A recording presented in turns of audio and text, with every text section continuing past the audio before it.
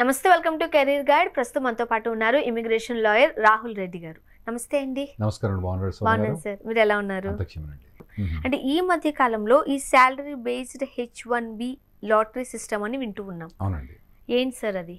ఇప్పుడు మనకు lottery based system H1B మీకు తెలుసు కదా, అంతకుముందు మన శ్రోతలందరికీ తెలుసు. ఏంటంటే H1B అన్నది అక్టోబర్ 1st స్టార్ట్ అయింది. దానికి ఎప్పుడు లాటరీ ఫైల్ చేయాలంటే మార్చిలోనే ఫైల్ చేస్తాం. ఎందుకంటే అవి ఓన్లీ 65,000 మాత్రమే H1B లాటరీ ఉన్నాయి, ప్లస్ మాస్టర్స్ డిగ్రీకి ఒక 20,000 ఉన్నాయి అన్నట్టు. ఈ రెండు కలిపితే 85,000 ఉన్నాయి అన్నట్టు.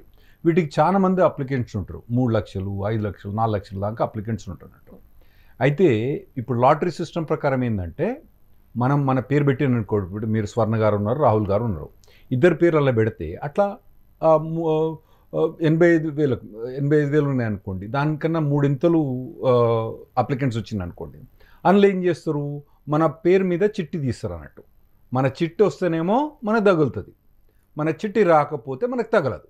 చిట్టి వస్తే అప్పుడు ఏం చేస్తారు, స్వర్ణ గారి పేరేమో చిట్టి వచ్చింది, నా పేరు మీద రాలేదు. అప్పుడు ఏం చేస్తారు, స్వర్ణ గారి కంపెనీ వాళ్ళు మీకు H1B ఫైల్ చేస్తారు. అది లాటరీ బేస్డ్ సిస్టమ్. అయితే ట్రంప్ చెప్పండి. ఇప్పుడు అంటే ఈ లాటరీ బేస్డ్ సిస్టమ్ ఏదైతే ఉందో అది ఎవరికి వర్తిస్తుంది? అది H1B ప్రతి ఒక్కరు అప్లై చేసే వారికి అందరు కూడా కంపల్సరీ లాటరీ బేస్ ద్వారానే పోవాల్సిందే. ఎవరు కూడా, అంటే కొన్ని ఎక్సెప్షన్స్ ఉన్నాయి. ఇది universities, non profit organisation, higher education exceptions ఉన్నాయి. కానీ ఇప్పుడు మైక్రోసాఫ్ట్ కానివ్వండి, క్యాప్జెమినై కానివ్వండి, తర్వాత డెలాయిట్ కానివ్వండి, Tata consultancy services, Cognizant, Apple, ఇవన్నీ కూడా ఈ లాటరీ ద్వారానే H1B ఫైల్ చేసుకోవాలి. అంటే ఇక్కడి నుంచి ఎవరన్నా ఈ ఇండియా నుంచి అక్కడికి H1 మీద పోదలుచుకున్న వాళ్ళందరూ కూడా ఈ లాటరీ ద్వారానే పోవాలి.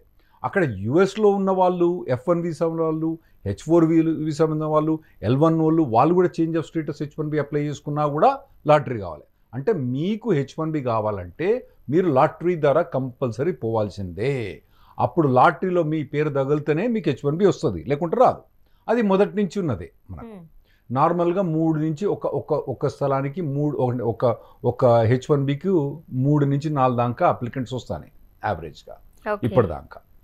అయితే ఇప్పుడు ప్రభుత్వం ఏం చేసిందంటే, అరే మరి ఈ లాటరీ సిస్టమ్ అన్నది అందరికి ఇస్తారు కదా, మనం ఎవరైతే ఎక్కువ శాలరీ ఉన్నోళ్ళకే వాళ్ళకే ఇద్దాము. ఇప్పుడు కొత్తగా వచ్చిన ప్రపోజల్. ఎవరికి శాలరీ ఎక్కువ ఉంటే వాళ్ళకి ఇస్తారు. అవునండి. లాటరీ సిస్టమ్ కాదు. లాటరీ సిస్టమ్ ఇంకా ఉంటుంది. నేను ఎక్స్ప్లెయిన్ చేస్తాను మీకు తర్వాత. లాటరీ సిస్టమ్ ఉంటుంది. ఎందుకంటే ఇప్పుడు ఏంటంటే ఎవరు ఎక్కువ అంటే బిడ్డింగ్ వార్ మాదిరి కాదు ఇది. ఎవరైతే ఎక్కువ శాలరీ ఇస్తారో వాళ్ళకి బిడ్డింగ్ వార్ కాదన్నట్టు.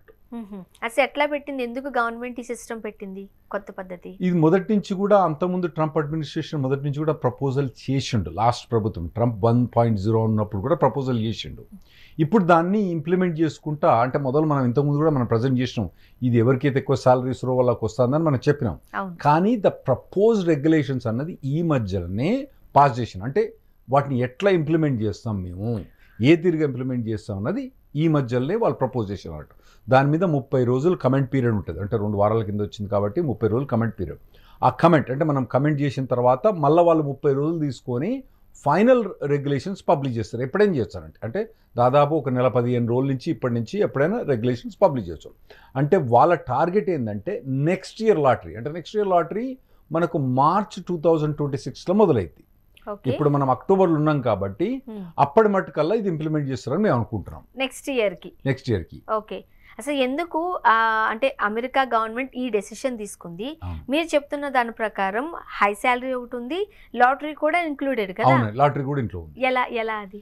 మొదలు ఏమనుకున్నాం అంటే హైయెస్ట్ శాలరీ బిడ్డింగ్ ఉంటుందని మేము అనుకున్నాం. కాకపోతే వాళ్ళు రెగ్యులేషన్స్ వచ్చినప్పుడు ఏం చేసిందంటే, డిపార్ట్మెంట్ ఆఫ్ లేబర్ ప్రకారం మాకు 4 లెవెల్స్ ఆఫ్ శాలరీ ఉంటాయండి. ఓకే. ఒకటేమో లెవెల్ 1 అంటే ఎంట్రీ లెవెల్ అన్నట్టు. లెవెల్ 1 అంటే ఏంటంటే మీకు కొద్దిగా సూపర్విజన్ కావాలి, అంటే మీరు జాబ్ చేసే దగ్గర మీకు కొద్దిగా సూపర్విజన్ కావాలంటే దాన్ని లెవెల్ 1 అంటాం అన్నట్టు. ఆ తర్వాత లెవెల్ 2 అంటే మీరు ఇండిపెండెంట్గా పని చేసుకోవచ్చు అన్నట్టు. టిపికల్గా, నాట్ అన్నిటి కాదు, ఇండిపెండెంట్గా పని చేసుకునే వాళ్ళు లెవెల్ 2 అంటాం మనం. లెవెల్ 3 అన్నది మాత్రం మీరు ఒక సూపర్వైజర్ మాదిరి ఉంటున్నట్టు. లెవెల్ 4 అన్నది మేనేజర్ లెవెల్. అదే జాబ్ పొజిషన్లో మీకు ఎవరైనా సూపర్వైజ్ చేయాలి, నెక్స్ట్ ఇండిపెండెంట్, మీరు ఇంకోళ్ళు సూపర్వైజ్ చేస్తారు, తర్వాత ఇంకో మేనేజర్ అన్నట్టు. ఈ లెవెల్ అన్నది 1 2 3 4 కింద డివైడ్ అవుతాయి. అంటే ఇది పొజిషన్స్ ని చూపిస్తుంది కదా సార్? అవునండి, అదే ఇప్పుడు సాఫ్ట్వేర్ ప్రొఫెషన్స్నే దాంట్లోనే 4 పొజిషన్. ఇప్పుడు యాంకర్ ఉన్నారు అనుకోండి, యాంకర్లో కూడా 4 పొజిషన్లు ఉండొచ్చు కదా. ఎంట్రీ లెవెల్ వాళ్ళకి సూపర్వైజర్ కావచ్చు, సెకండ్ ఇండిపెండెంట్ ఉండొచ్చు, థర్డ్ వాళ్ళు ఇంకోళ్ళు సూపర్వైజ్ చేయొచ్చు, ఫోర్త్ ఇంకొకరు మేనేజర్ కావచ్చు కదా. యాంకర్ లెవెల్నే అట్లా H1Bలో కూడా అట్లా మన H1B సాలరీస్లో కూడా 4 లెవెల్స్ ఉన్నాయి అన్నట్టు. ఓకే, ఇప్పుడు పాత దానికి ఇప్పుడు కొత్తగా వీళ్ళు యాడ్ ఆన్ చేస్తున్న దానికి ఈ డిఫరెన్స్ ఏంటి? ఇప్పుడు వాళ్ళు ఏమంటున్నారంటే, మీకు ఒకవేళ లెవెల్ 1 ఉన్నదనుకోండి మీ శాలరీ, అప్పుడు మీ పేరు చిట్టి ఒకటే వేస్తారు. అంటే స్వర్ణ గారి పేరు మీద ఒకటే చిట్టి అందులో దాఖలైద్ది. అదే రాహుల్ కనుక లెవెల్ 4 ఉందనుకోండి, రాహుల్ పేరు మీద 4 చిట్లు దాఖలైతాయి అందులో. ఓహో, మన పొజిషన్ బట్టి, మన శాలరీని బట్టి అన్నట్టు. ఇప్పుడు మీకు నేను మన ఇద్దరం ఒకటే యాంకర్ జాబ్ చేస్తాను, నేనేమో మేనేజర్ లెవెల్ జాబ్ చేస్తానా, మీరేమో ఎంట్రీ లెవెల్ జాబ్ చేస్తారు. నా పేరు మీద 4 చిట్లు వేయచ్చు అన్నట్టు, మీ పేరు మీద ఒకటే చిట్ వేస్తారు. అన్యాయం కదా సార్ అది? అంటే ఇక వాళ్ళు అట్లా కావాలని వాళ్ళు రెగ్యులేషన్స్ పెట్టుకున్నారు. సరే, అన్యాయం తర్వాత డిస్కస్ చేద్దాం మనం. కానీ ఇప్పుడు ఎక్స్ప్లెయిన్ చేసేది ఏంటంటే, ఇప్పుడు ఎవరైతే H1B నుంచి ఇండియా నుంచి పొదలుచుకున్నారో, లేదా అంటే యుఎస్ నుంచి పొదలుచుకున్నారో, వాళ్ళకు ఒకవేళ హై శాలరీ లేకపోతే లాటరీలో తగలడం చాలా కష్టం వాళ్ళకు. ఎందుకంటే ఇదివరకేమో ఈక్వల్ ఛాన్స్, స్వర్ణ గారికి రాహుల్ గారికి ఈక్వల్ ఛాన్స్ ఉండే. ఇప్పుడు ఎట్లా ఛాన్స్ ఉందంటే, రాహుల్కి 4 గింతలు ఎక్కువ, 4 గింతలు కాదు, ఇక్కడ లెవెల్ 4. నార్మల్గా లెవెల్ 4 అంటే లెవెల్ 1 నుంచి లెవెల్ 4కు దాదాపుగా 40% డిఫరెన్స్ ఉంటుందండి. అంటే యావరేజ్గా 40% 50% శాలరీ డిఫరెన్స్ ఉంటుంది. ఒకవేళ లెవెల్ 1లో కనుక $1,00,000 అయితే లెవెల్ 4కి వచ్చే మటుకు 1,50,000 శాలరీ ఉంటుంది అన్నట్టు అక్కడ. ఏది డాలర్ల శాలరీ ఉంటుంది అన్నట్టు అక్కడ. సో ఆ లెవెల్ శాలరీకి ఉన్న వాళ్ళకే ఎక్కువ అడ్వాంటేజ్ ఉంటుంది అన్నట్టు. అంటే ఇప్పుడు ఈ వేజెస్ లెవెల్స్ చెప్తున్నారు కదా, అవి ఎలా ఉంటాయి అంటారు? ఈ టిపికల్గా అవి సిటీని పట్టి ఉంటాయండి. ఇప్పుడు ఐటీ ప్రొఫెషన్ అంటే వాళ్ళు ఏం చేస్తారంటే, లేబర్ డిపార్ట్మెంట్ ఒక సర్వే చేస్తుంది, ఇవన్నీ ఐటీలో ఎంతమంది పని చేస్తున్నారు. ఎందుకంటే ఇవన్నీ ఎట్లాగూ వాళ్ళు గవర్నమెంట్కి మనం శాలరీస్ రిపోర్ట్ చేస్తారు అన్నట్టు అక్కడ యూఎస్లో. రిపోర్ట్ చేసినప్పుడు ఈ సాఫ్ట్వేర్ ఇంజనీర్ ఉండనుకోండి, ఆ సాఫ్ట్వేర్ డెవలపర్ ఉండనుకోండి, ఆ లెవెల్ పొజిషన్కి మొత్తం హైదరాబాద్లో ఎంత శాలరీస్ ఉన్నాయి వాళ్ళకు, దాన్ని బట్టి వాళ్ళు యావరేజ్ తీసుకొని ఒక లెవెల్ 1, లెవెల్ 2, లెవెల్ 3, లెవెల్ 4 అని డిసైడ్ చేస్తారు అన్నట్టు.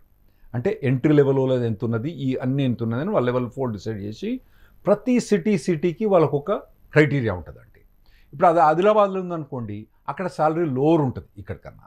ఓకే, అదే హైదరాబాద్ ఉందనుకోండి, హైదరాబాద్ మెట్రోపాలిటన్ సిటీ కదా, కాస్ట్ ఆఫ్ లివింగ్ ఎక్కువ ఉంటుంది కాబట్టి మెట్రోపాలిటన్ సిటీలో శాలరీ హయ్యర్ ఉంటుంది అన్నట్టు.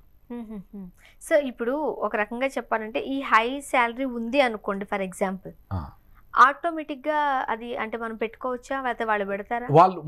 మనం పెట్టనక్కర్లేదు. అందులో వీళ్ళు ఎంప్లాయర్ కనుక H1B ఫైల్ చేసినప్పుడు వాళ్ళు ఏం చెప్తారంటే, మీరు ఏ లెవెల్ శాలరీ ఇస్తున్నారు, ఆ లెవెల్ శాలరీ మాకు చెప్పండి. సో స్వర్ణ గారు ఉన్నారు, రాహుల్ గారు ఉన్నారు, సో రాహుల్ గారికి మేము లెవెల్ 4 శాలరీ ఇస్తామని చెప్పాలి వాళ్ళు.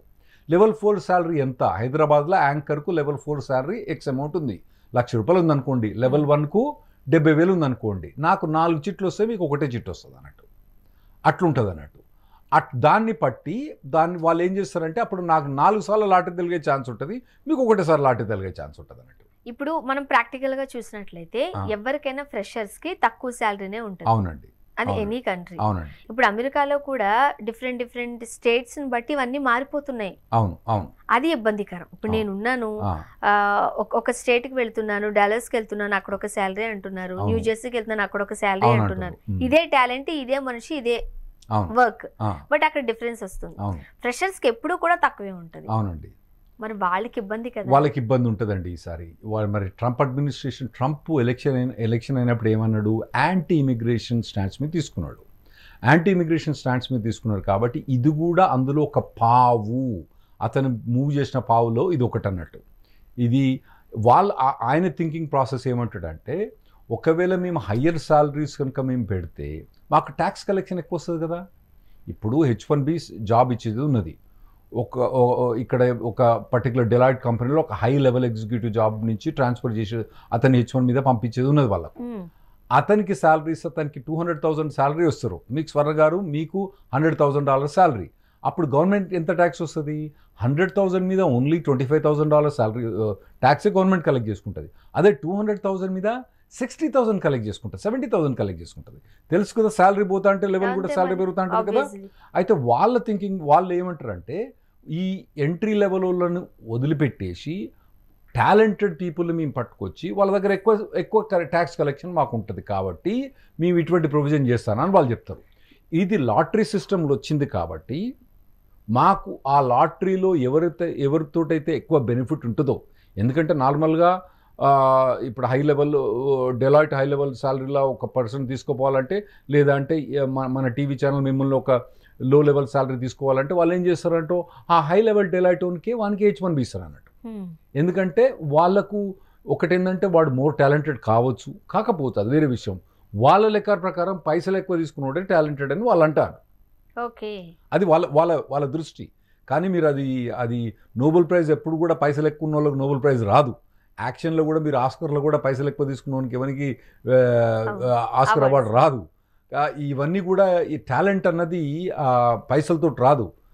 అవన్నీ టాలెంట్ వేరే తీరుగా ఉంటుంది. పైసలు ఉన్నోడే పోయి క్రికెట్లో పెద్ద స్టార్ కాట్లాడు, ఎవడు కాట్లాడు, పైసలు లేనోడే అవుతుండు.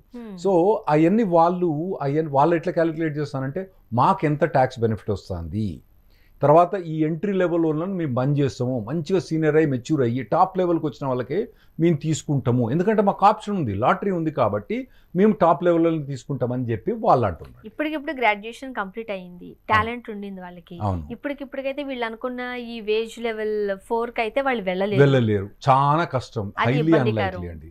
అయితే వాళ్ళు ఏం చేయాలి, 3 ఏళ్ళు మన వాళ్ళందరికీ ఇంజనీర్లకు 1 ఇయర్ ఏమో ఓపీటీ పర్మిట్ ఉంటుంది, ఆ తర్వాత స్టెమ్ ఎక్స్టెన్షన్ ఉంటుంది అన్నట్టు. ఈ 3 ఏళ్లలో వాళ్ళు కష్టపడి లెవెల్ 4కి పోతేనే, హై లెవెల్కి పోతేనే వాళ్ళకి ఛాన్స్ మంచిగా ఉంటుంది. లేదా అంటే లేజీగా ఉండి సరలే వాడు 9 గంటలకు రమ్మన్నాడు, నేను 9:30కు పోతా, అక్కడ పోయిన తర్వాత 10:30కు కాఫీ తాగుతా, ఆ తర్వాత వాడు 5 గంటల కంటే 5 గంటలకు ట్రక్కుని వెళ్ళిపోతా, అంతే 5 నిమిషాలు 1 నిమిషం మేము పెట్టను. ఆ తర్వాత ఇంటికి వచ్చిన తర్వాత వాని పని మర్చిపోతుంది. దాని మీద టాలెంట్ డెవలప్ చేయదలుచుకున్న వాళ్ళ బద్దకస్తులు అందరూ గోవింద రాకండి. వచ్చినా కూడా ఆడ మీకు క్యారియర్ మంచిగా ఉండదు. మీరు ఒకవేళ కష్టపడి ఆ ప్రొఫెషన్లో ఆ పర్టికులర్ దాంట్లో వాడు ఇచ్చిన పనిని మంచిగా చేసి ఇంకా కొద్దిగా చేసి ఆ 3 ఇయర్స్లో మీరు డెవలప్ అయ్యే ఛాన్స్ ఉంటే మీకు H1B ఛాన్స్ మంచిగా ఉంటుంది.